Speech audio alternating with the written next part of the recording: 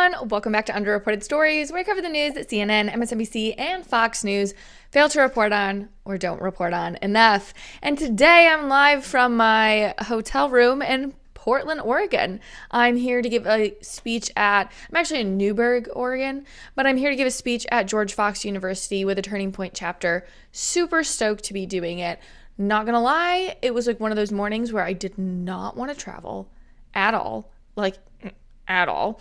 And I had the cutest, most tender little moment this morning with my husband. I was like, I want to go. I'm just I'm so tired. I'm worn out from the election.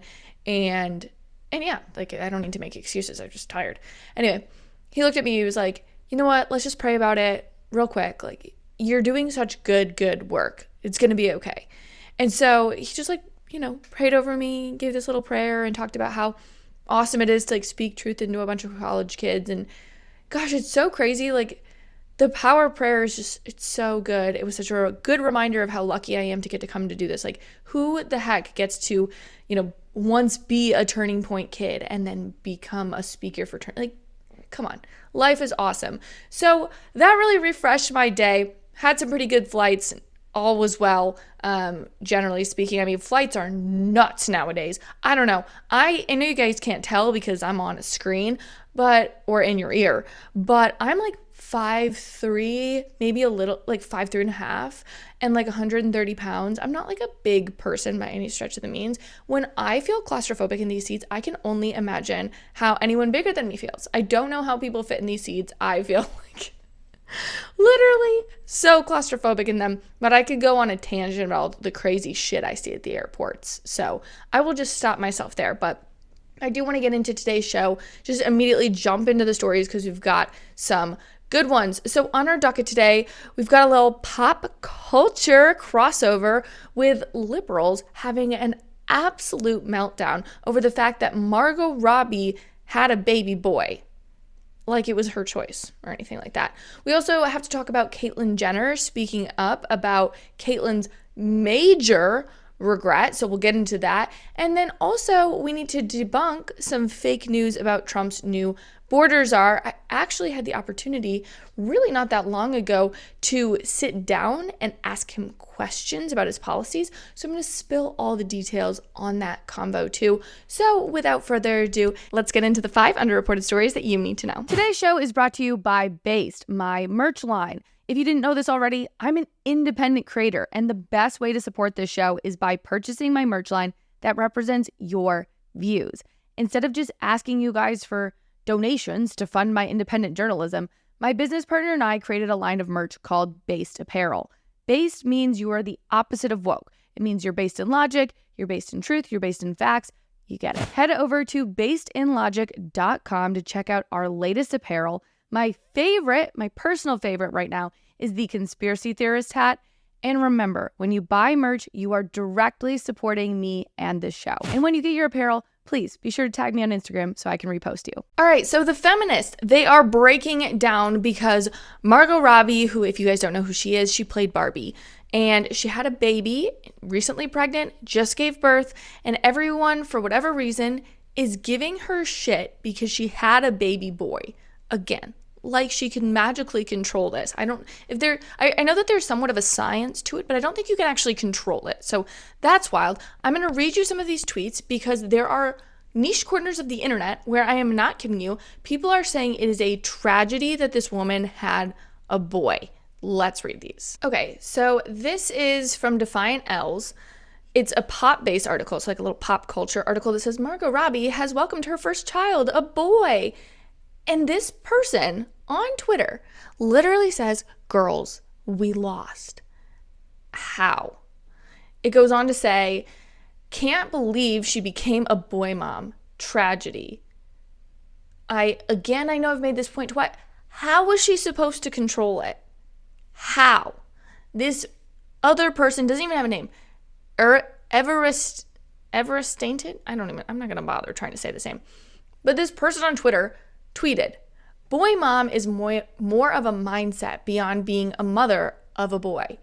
Even though I would abort, even though you would unalive your child, because of its gender? That's eugenics. That's not giving, okay, keep going. But it's simply not fair that a male gets to grow and say his mother is Barbie. His mom is not Barbie. His mom is named Margot Robbie. She's a movie star, and she's a really great movie star, and I can't even get into my thoughts on Barbie because I really didn't like the movie. But she is not Barbie. Like, she is an actress who played Barbie in a singular movie, and it does not define her. She's had so many other roles. By this, I don't even know, ideology, belief system? Like, it's a tragedy that her kid isn't already a mentally insane person because she's also Harley Quinn. Do you know what I mean? Like, it's just really stupid logic. People take these movies and the way that people are just, like, involved in the, like, the actresses, like, they take the roles too seriously. It goes on to say, like, he's not going to appreciate that, the fact that Margot Robbie was Barbie in the way a girl would. It's such a waste. It's not a waste. Like, what about that is a waste of a life just because he might not appreciate the way a little girl would one singular role that his mom played. Also, just because this child was brought into the world doesn't mean this is the only, like, this is not Margot's only child she could have. She could very easily have a girl. But it doesn't matter. Even if she didn't, this is one of the most insane things I've ever heard. Someone goes on to say, true, we aren't sure how she necessarily feels about mothering a boy. You know, guys, she's probably fine. At a certain point, I'm sure those who have been pregnant or who have gotten a woman pregnant can tell you that at a certain point you just want it to come out with 10 fingers and 10 toes and for it to be healthy. And the sex of the baby doesn't really matter.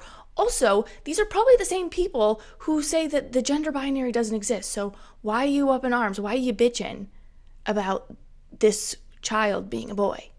Anyway, it goes on to say, I would say she could try again for a girl, but I would never want to subject a little girl to having an older brother. Well, it says bother, an older bother, because these people are so coherent. Let's unpack that. So people are dumping, I mean, this isn't new news, but people are like dumping their childhood trauma all over social media and pushing it on Margot Robbie, saying it's a tragedy that, oh my gosh, this you shouldn't have any kids after this because you might have a girl after, and that girl would have to be subjected to a little brother or an older brother. This is some of the nuttiest shit of the internet. And I wish this was like subjected to Reddit, because then I would get it. Reddit's a different beast. No, this is Twitter. And I know that, or X or whatever. And I know that it's still like a home for wacky people or whatever. It's the internet. I'm not delusional to that. But my gosh. And you know, this, going through this tweet thread, when I was looking at unhinged comments, it got me thinking about this. I had just been posting about this on X. Like, as I'm saying this, I'm realizing this. I'm gonna pull this up. I had this tweet not that long ago, literally like a day ago, 2 days ago. There's a Facebook group full of nutty women in Nashville, Tennessee, and a girl in I'm not in this group because F that, I don't want to be in anybody's Facebook group. But this Facebook group in Nashville, these women have lost their ever-loving mind. And literally my reaction to this when I read this was, no wonder men don't take us seriously. Like, maybe we don't deserve it. This is bad. This is bad what women are saying on the internet. You thought the Margot Robbie shit was bad? Wait, let me pull some of this up. This is from the Nashville Girls Group Facebook. It says, needing guidance. I have an IUD that is about to expire. Given the political climate, I am not sure what to do. Should I try to have it replaced ASAP or should I wait? Should I not get it replaced at all? Any guidance or advice is appreciated. Go to your fucking doctor. Why are you asking a Facebook group? This is the dumbest thing I've ever seen, just on its face. Secondly, you're so uneducated that you think that IUDs are going to be illegal in America. Trump is pro-choice. He is adamantly pro-choice. He just happened to put on Supreme Court justices that then got lucky when a statute, the Dobbs case, went up to the Supreme Court and ultimately overruled Roe versus Wade, which was terrible precedent anyway, and Democrats should have enshrined it into law if they cared so much about it. But anyway, I digress. This is another post that was in it. It says, this is from an anonymous member, because at this point I'm sure people are just raking these dumb bitches over the ashes, because there are some conservatives in Nashville that probably weren't taking the shit for this. But this Nashville girls group person, anonymous, said, I was directed to make a separate post explaining why we need to stock up on Plan B and contraception. The new administration plans to get rid of Planned Parenthood because it's government funded. I can't say without laughing. It's so funny. Also, Project 2025 will ban Plan B and hoping to ban contraception. Be prepared to protect yourselves and friends. Okay, let's unpack this like step by step. Just debunk it. Not even unpack, just debunk. Okay, the new administration plans to get rid of Planned Parenthood. No. I think a donation from Chrissy Teigen could fund Planned Parenthood for the rest of the year. So, or for the rest of like the next 10 years, okay? Government funding, I believe, is a smaller portion of Planned Parenthood. I know it's government funded, but it's not entirely government funded. And I have a feeling that with the abortion fanatics in Hollywood, they'll put their money where their mouth is on this one. They won't put their money where their mouth is when it comes to helping people, but getting women abortions, I have a feeling that they'll do their part on that. So I'm not worried about Planned Parenthood ever being defunded, quote unquote. They might not get as much government funding, and if they do, they're not getting it for specifically abortions. But that is not in the plan. I have not even so much as seen that, really.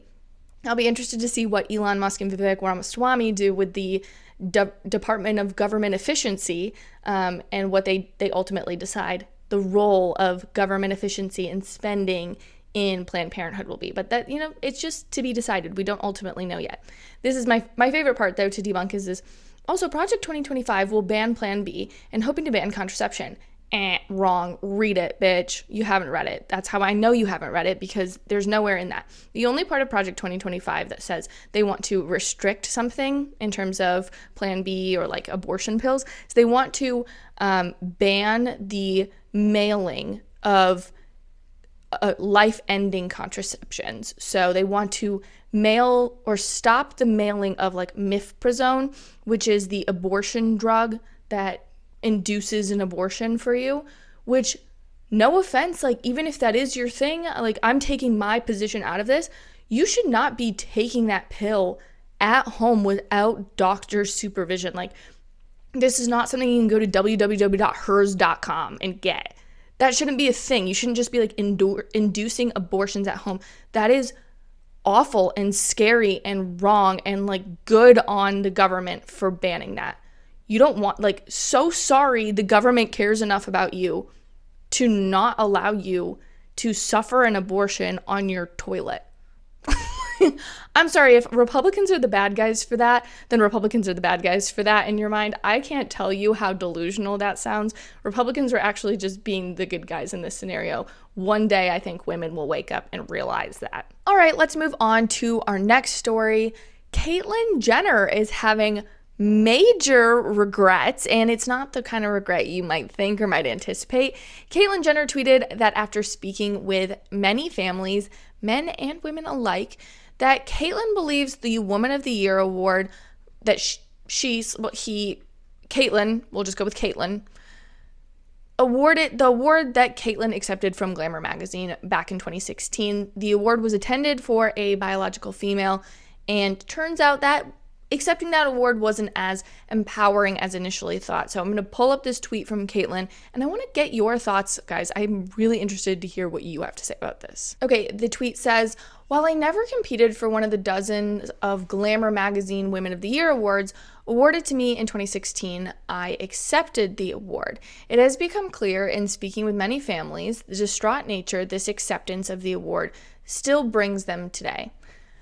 Okay, I don't know why, maybe this is a really hot take as a conservative woman, but like if you are up in arms, quote, distraught because Caitlyn Jenner won a women's award 8 years ago, like, well, let's rethink our priorities here. Like, I don't know, it just seems like a little dramatic.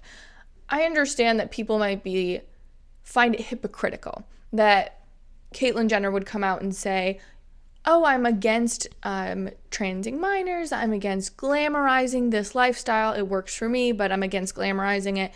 and then glamour. I could understand that it's hypocritical. The fact that people are out there allegedly distraught, like, there are so many other things you could be distraught over. I don't know. It just kind of seems like weenie behavior.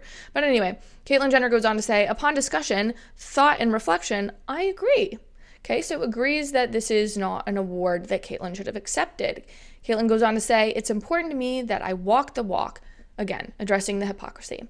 Like I have on so many issues, minors not being treated for transitioning in sports, no men and women's sports in particular. I can no longer in good faith hold on to this award. Now, I am unclear whether or not there is like an official, here, take your award back ceremony. Like, does Caitlyn just give the award back? You can't undo the photo shoot, the memory of it collectively in America, the impact it had on people, the impact that it had on kids as well.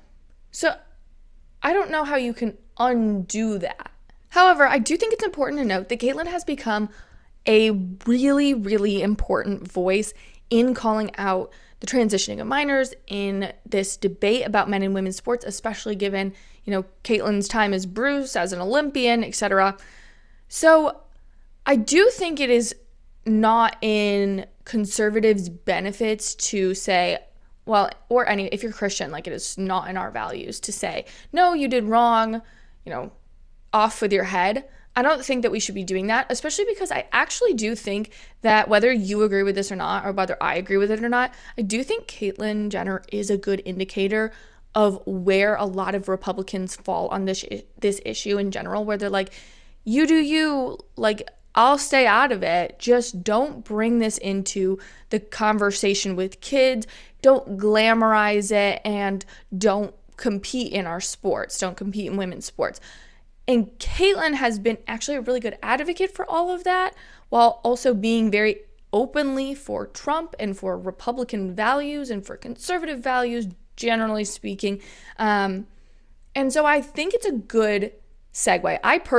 I'm not staying up at night thinking about how, oh my gosh, I need to condemn the Caitlyn Jenners or Blair Whites of the world. I love that there are more people in this movement that are diverse, because it's great. Like, the more the merrier. Also, it's a great weapon against liberals that love to say we're transphobic. Like, hello, all these people. It has nothing to do with gender ideology, or gender identity, or nothing to do with sexuality. It has everything to do with just, like, people think differently. People have different priorities. And I love that we can talk about that. So I'm just not going to be the person that's going to sit here and tell you, like, shame on Caitlyn Jenner for doing this. Do I wish that Caitlyn hadn't done this? Of course. I think we can all pretty much collectively agree on that. But I am so here for apologies. You have made your apology. I'm going to accept it. Caitlyn, not that you care, but you're good in my books. But let me know in the comments, guys, if you think that this was good enough. Do you think that this was good that Caitlyn gave up the award? Just where do you stand on it? Drop me a link in the comments. All right, moving on. We got to get to our next story. People are freaking out because this man, his name is Tom Homan, was named the new Border Czar under the Trump administration. Now, in case you needed a lesson, although you're smart if you're listening to this show or podcast, so I don't really probably need to clarify this for you, but Trump is not president yet. So, like, these libs that are freaking out, like, he's the new Border Czar right now, deportations start tomorrow, like, okay, no, let's calm the F down. But anyway, there is this viral video that truly made me fall in love with this man, Tom Homan, and I want to watch it with you because it is so funny. It is Tom versus AOC. I want to watch it and react with you. Zero tolerance was interpreted as the policy that separated children from their If I get arrested for DUI and I have a young child in the car, I'm going to be separated. When I was a police officer in New York and I arrested a father for domestic violence, I separated that father Mr. from his Homan, family. with all due respect, legal asylees are not charged with any crime. They're here illegally. I can never get over this kind of ideology / just like blatant stupidity. Come on. Legal aside, they're illegally here in the country. There's a process for going through the asylum process, and people that don't respect that come in here and bombard the system, flood the system, and ignore the system, those are not asylees.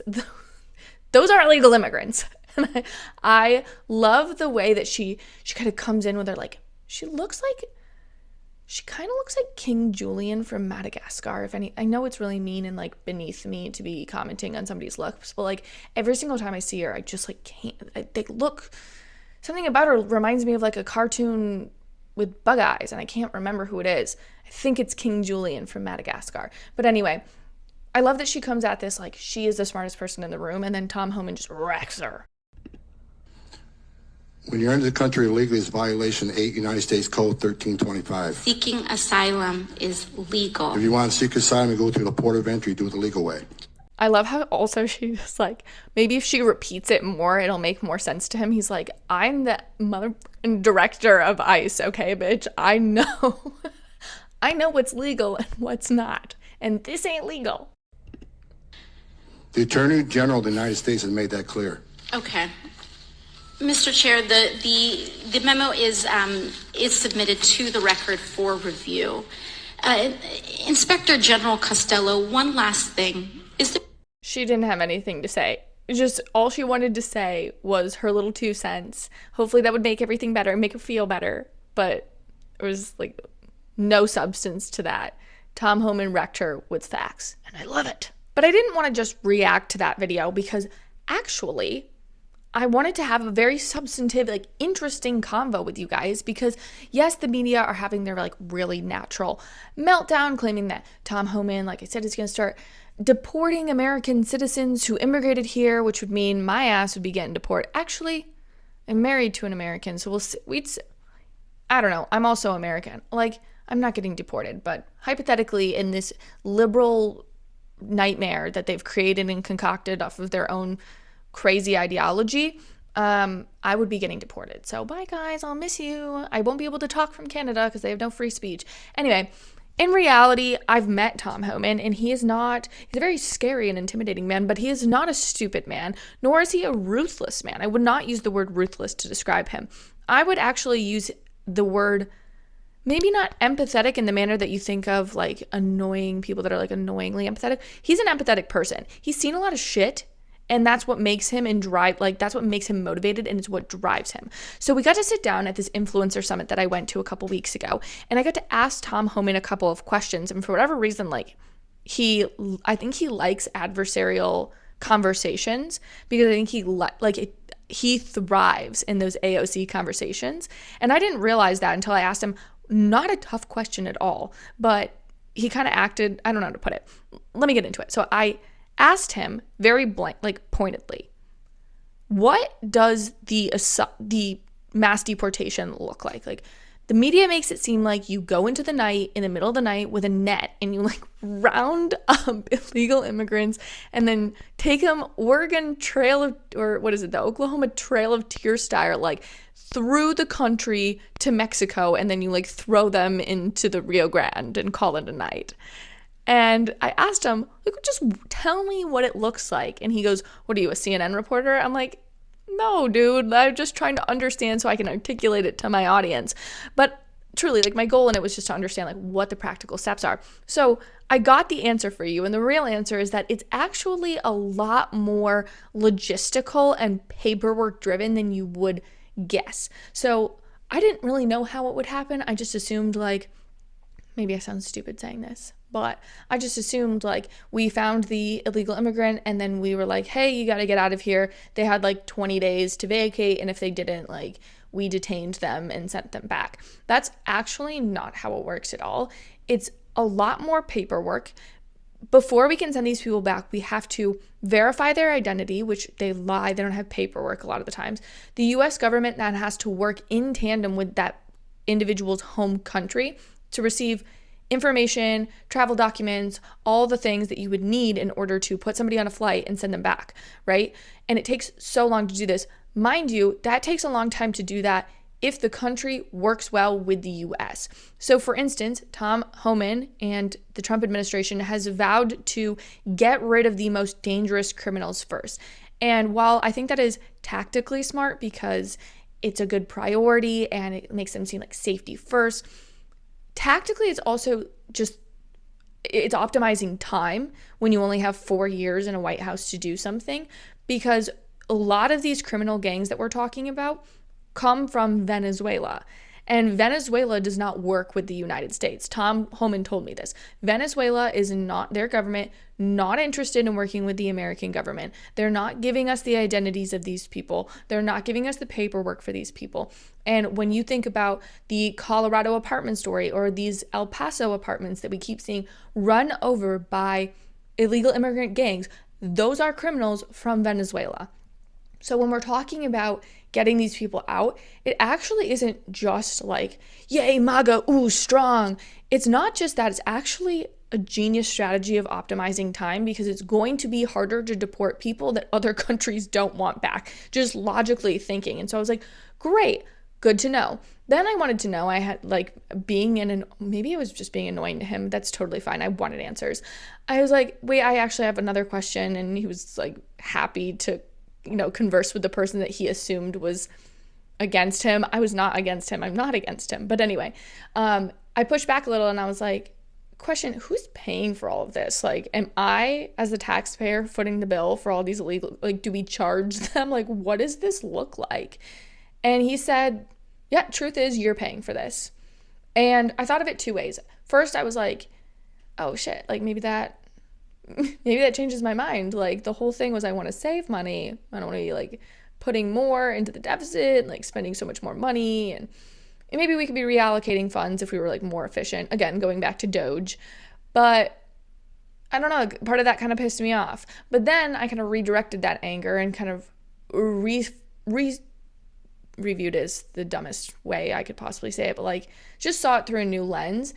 The idea that the Biden administration knew that this was inevitable and that this was always going to cost the taxpayers a shit ton of money to deal with. And so when I look at this, I'm like, this is so frustrating, because the Biden administration has now obviously let all these people in. It's cost a ton of money, specifically in California and other blue states, where it costs a fortune to take care of these people. It puts an undue burden on Americans. And now we have to have a third undue burden of paying to send all these people back. That's annoying. It's really, really frustrating. But this is everything I got. Like, this is all the information I got from Tom Homan. I hope it's insightful. I'd love to hear your thoughts on it. And I'd love to know if you have another question for him, because I am actually in the process right now, a little secret. It's so new, but the White House has actually indicated that they're very interested in having different and new age media personalities, commentators, journalists, etc., come to the White House for the White House briefings. And so I'm actually, really, that is always what I try to do with you guys. It's just like bring the news to you in an unfiltered way with a lot of personality, which is what I do all the time for you. Got a big personality, might as well use it, right? And so I've been thinking really long and hard that maybe I should apply for press credentials and head out to DC and take on a little bit more of a burden when it comes like financially, to like go to DC and travel and do some more work. So I'm really thinking about it. And if you'd like to fund my journalism, which I'll keep you guys in the loop of like when I apply, if I apply, everything. But if you would like to help ensure that I can do that and make that possible, please, please, please, I say it not to be annoying, but like shop-based merch, support our advertisers, send this video to people. All of that really, really helps. So with that being said, let me take you to our sponsor of today's show, Freedom 2.0. Today's show is sponsored by Freedom 2.0. Tired of so-called health drinks that are filled with hidden sugars and artificial ingredients? Meet Freedom 2.0, the water that's clean, pure, and powerful. Freedom 2.0's 8-step filtration process, including reverse osmosis and UV light, plus the infusion of 432 hertz, sets us apart from the rest. This isn't about hydration. It's about giving your body the pure energy it craves without the crash. Freedom 2.0 is your answer to truly clean hydration. Ready to feel the difference? Click the link in the show notes and experience hydration that's more than just water. It's health in every drop. Okay, next story. I want to get into all the things that Kamala spent donor money on in her billion-dollar campaign that still resulted in her losing. So, reporting from the Washington Examiner, I want to go through all the different money that she's spent because it's ridiculous. I have it written down, so I'm not going to pull up the article for the viewing audience, but I doubt y'all care. Anyway, I went through all the things she spent money on. The first one, pretty normal, okay? She spent $654 million on advertising, which, again, we got to spend money on advertising. It's a campaign. Compare her $654 million ad spend, which included that like Las Vegas Sphere dome thing, so unnecessary, to the Trump campaign's $378 million.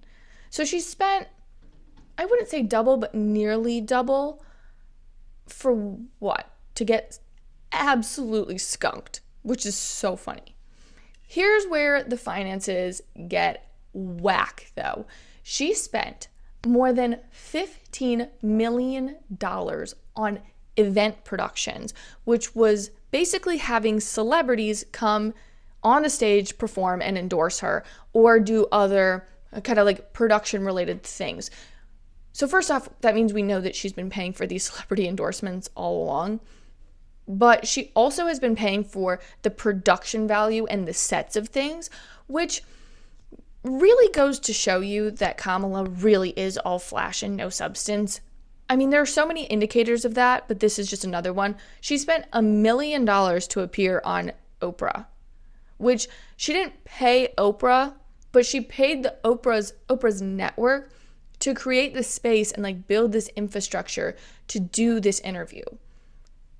Now, I just don't get that. I can't wrap my mind to why that was a fiscally responsible decision.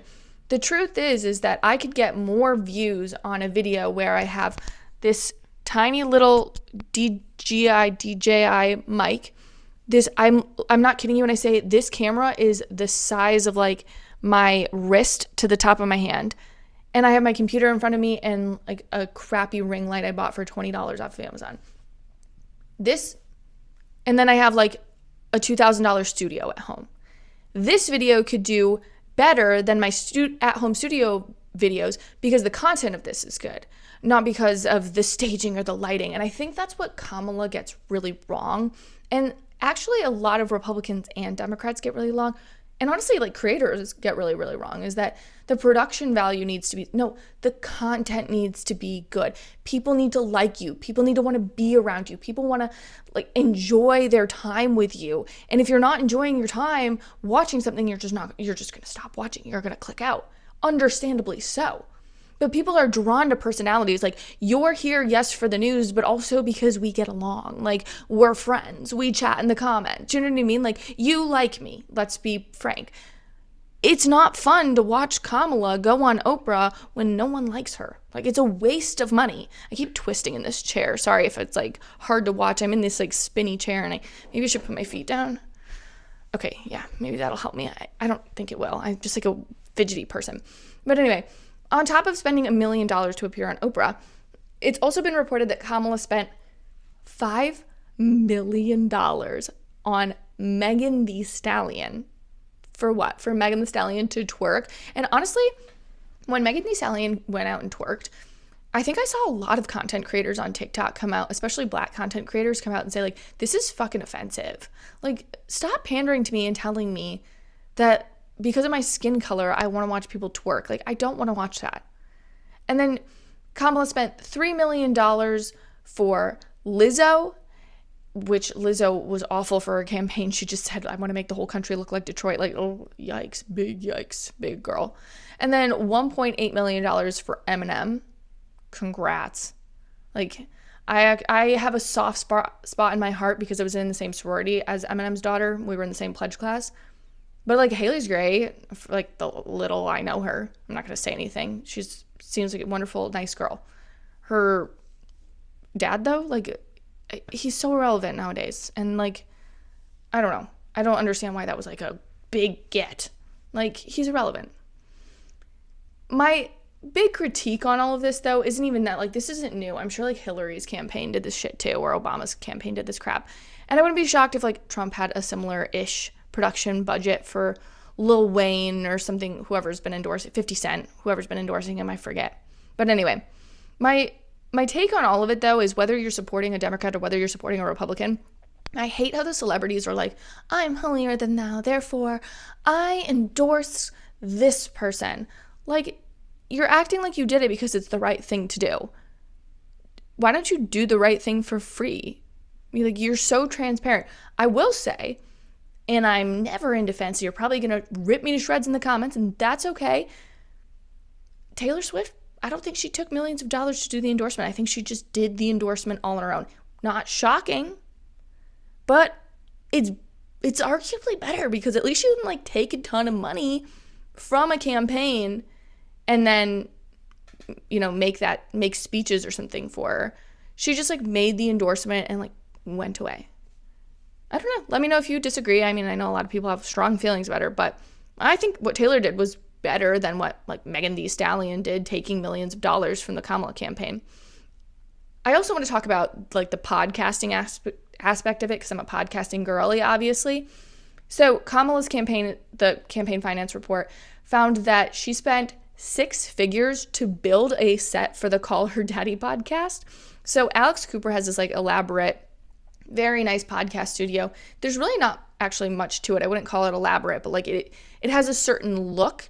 And of course it's like, it looks very elegant. It looks very expensive, all for Alex Cooper to like sit there in her pajamas, which no shade, but like kind of shade, I guess.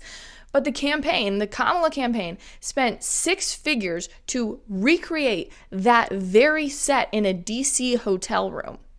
Now, again, that brings me to 2 things. One, why isn't Kamala just like getting on a plane, going to LA and just like doing this? I don't understand. Like, can't she make a campaign stop out of it? She should go to LA and just go to the set, call it a day. She can like sleep on the plane ride home. I don't get that. That was first big mistake, critical error. Second, it's about the content. No one watched the content, relatively speaking. Now, I don't mean that as an insult. I mean that in relativity to like the Joe Rogan, Donald Trump. I believe that got like 50 million views or something crazy like that. The last I checked, the Kamala Call Her Daddy interview was at 734,000, which is nothing to gripe about. Those are good numbers. Relative to 50 million, though, it's a small ball, right? It's small. To spend 6 figures to rebuild that set for that payoff, I don't know if that was necessarily it. And again, people were going to tune in to watch Kamala Harris be interviewed by Alex Cooper no matter what. People were going to hate watch it. People were going to watch it because they're interested. It was going to get views no matter what. Why you have to set up a 6-figure studio, that is beyond me. I think that's dumb as hell. But anyway, this is the last one that I found to be really interesting in terms of Kamala's campaign spending. Apparently, it actually cost a shit ton of money to staff these campaigns.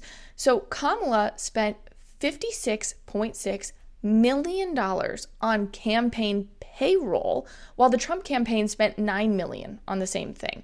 So it cost $56.6 million to staff this campaign, while the Trump campaign beat Kamala so badly and spent, $40 million less plus? That's wild to me. And first of all, if you've followed me for a long time, or at least the last 4 or 5 months, you know that I'm heartbroken because I did apply to be a part of the Kamala campaign as their diversity of thought hire. And if they were shelling out $56.6 million on campaign payroll, they easily could have added me. But it's fine. I'll get over it. And no, I never heard back, by the way, if you're asking on a follow-up. Never heard back. They just lost my resume. So rude of them. But I just think it's really funny that this happened. I know that's my instinct is to always say this is so funny. It is funny. It's funny that a politician who ran so far away from economic issues, then inflated the paychecks of all of her campaign staffers and ran this mean machine, paying people a ton of money, overstaffing everything. And then these liberals wonder why they're so out of touch, because they're putting themselves in debt so that they don't feel the pressure of their own crappy economic policies. But all right. And then my final thought on this, because we do need to move on, and I can say this because I'm a woman, this makes us look bad, ladies. It makes us fall into that stereotype of women can't spend money properly. So bad luck for us in general. But anyway, let's get into our 5th and final story. Former CNN personality Don Lemon, oh my God, so insufferable. He just announced that he is leaving the platform X. I know what you're doing. You're like, eye roll. Should I even keep listening to this episode? Yes, because this truly insufferable person has put out a truly insufferable video, and I need to watch it with you, and you and I need to laugh about this, so please don't go anywhere. Hi, everyone. I have loved connecting with all of you on Twitter and then on X for all of these years. But it's time for me to leave the platform. I once believed that it was a place for honest debate and discussion, transparency and free speech. But I now feel it does not serve that purpose. I now feel like you are probably reading from a teleprompter, and given that you have been on air for God knows how long, you should probably be better at it. In addition, starting this Friday, November 15th, X is implementing new terms of service, which among other things states that, quote, all disputes be brought exclusively in the U.S. District Court for the Northern District of Texas or state courts located in Tarrant County, Texas, end quote. The full terms of service can be found on my written statement or on the X website. Now, as the Washington Post recently reported on X's decision to change the terms, this, quote, ensures that such lawsuits will be heard in courthouses that are a hub for conservatives, which experts say could make it easier for X to shield itself from litigation and punish critics.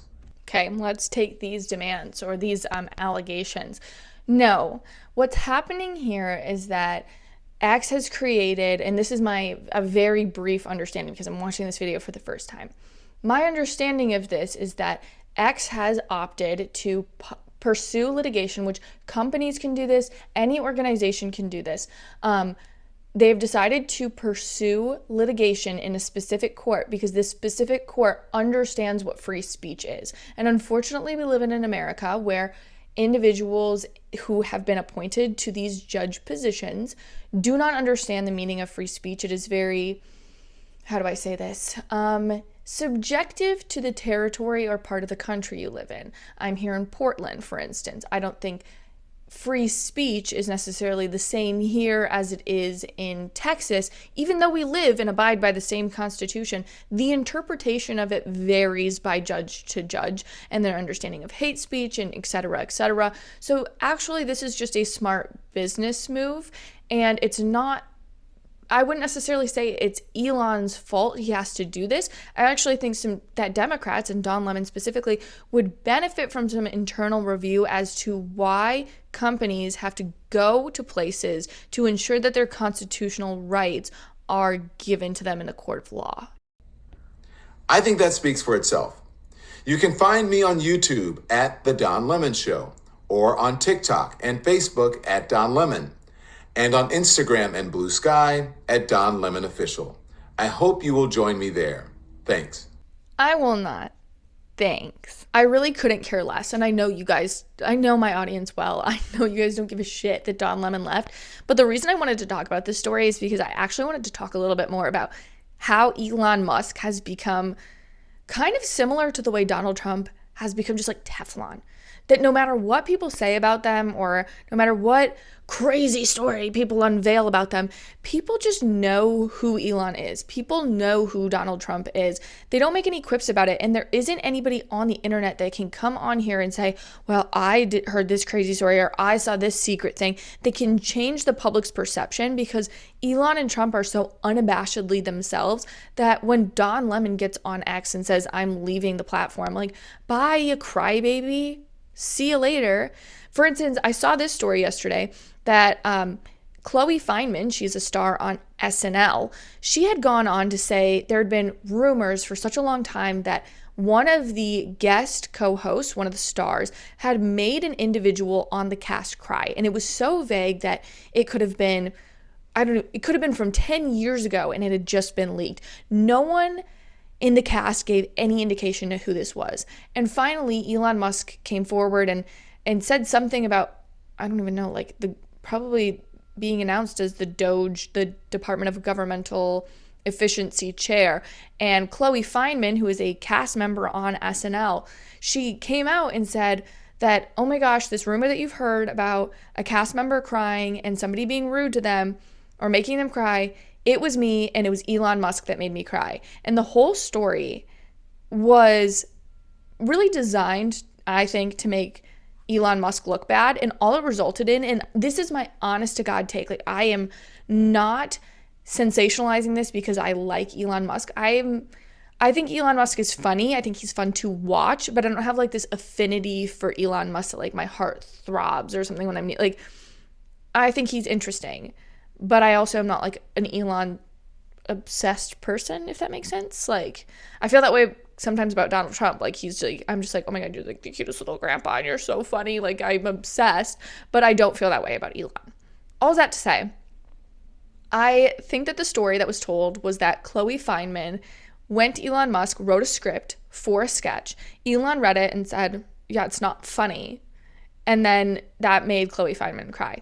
Now, if, for instance, somebody, I don't know, I wrote a script for a comedy, I'm not in comedy, I wrote a political script for someone I looked up to, and we were going to do this news hit together, and they said this is garbage research.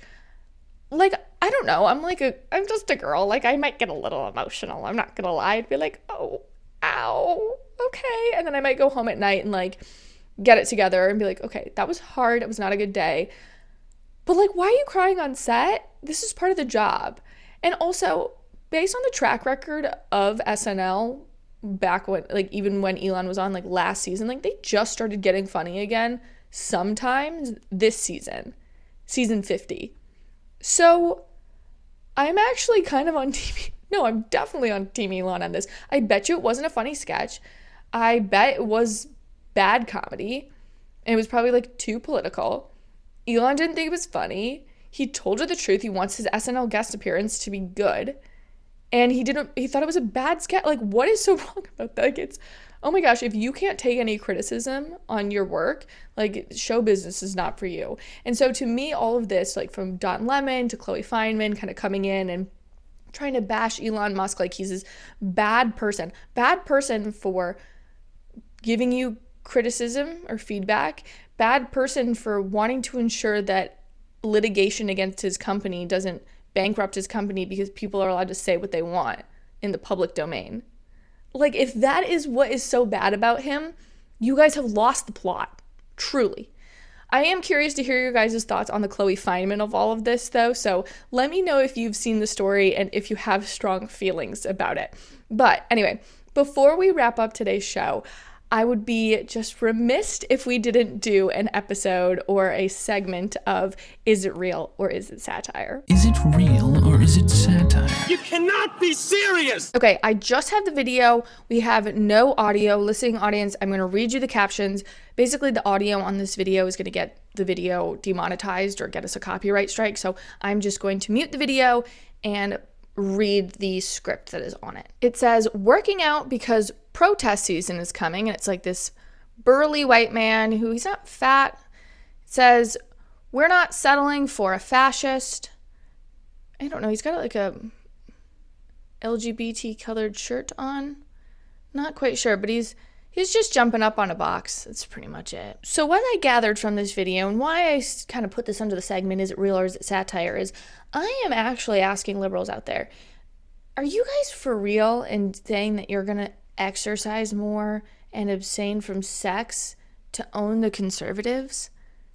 Because that's all we've been advocating for this whole time in culture, not necessarily in government, is just like, be healthy, stop being a whore.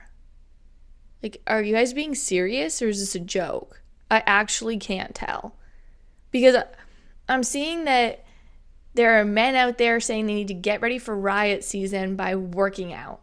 And then I see women on the internet shaving their heads and saying that they're going to abstain from sex and like get in real serious relationships before they engage in sex. And I'm just like, I've worked so hard to shift the culture this way, and you're telling me that the libs are going to do it by themselves? Like, part of me feels left out. Like, guys, I worked so hard for this. Keep me in the fold. This is insane. They're shifting culture by responding to think they're owning the conservatives when they're actually just playing into exactly what we've been advocating they do the entire time. It's wild. Someone named Reddit Lies on X actually responded to this video and said that this guy hates Trump and then he wants a revolution because he hates Trump. So he decides to hit the gym to get ready to riot. But then what's going to happen is his testosterone is going to increase. And when his testosterone increases, he's going to get disillusioned with the Democratic Party, wake the fuck up, and become based. And I was like, that's it. That really has always hit my zombification theory. If you have not heard this before, my theory that women and men are on so many pills, and so they're zombies. It's the zombification of a generation. And so we're so zonked out that we just trust whatever is in front of us instead of critically thinking. And so these pills, the big pharma, kind of, you could call it a conspiracy, but cabal of sorts, that is actively working to diminish this population, to get us to be zombies. Like, it's working. But if we can tell the libs that they need to work out and get based, and that's going to really own the concern. Like, I'm here for it. Truly. All right. Well, that about wraps up the show. There's going to be a new vlog on my channel tomorrow. I went to New York City last week. I vlogged the whole experience. Super fun. You'll get a little inside backstage look at Newsmax, My Man on the Streets, etc. And that'll be available on YouTube, Rumble, X, and Facebook tomorrow. And then we will also have a video on Monday. We'll be back for a full episode in the podcast on Tuesday. Business like usual next week. And if you're a real one and you made it to the end of today's show, will you please drop the baby emoji as an homage to Margot Robbie's baby and Claire, or what was her name? Chloe Fineman for being a baby, and even Don Lemon for being a baby. Thanks, friends. Thanks so much for watching. If you liked what you heard, please be sure to give this video a thumbs up and leave a comment about how beautiful, stunning, and funny I am. And if you want more content based in logic, be sure to click over here for more videos and clips of my show. If you have the means to financially support the show, consider purchasing from my merch line, Based Apparel, linked right below. I really appreciate it, and I'll see you back here next time. Bye, friends.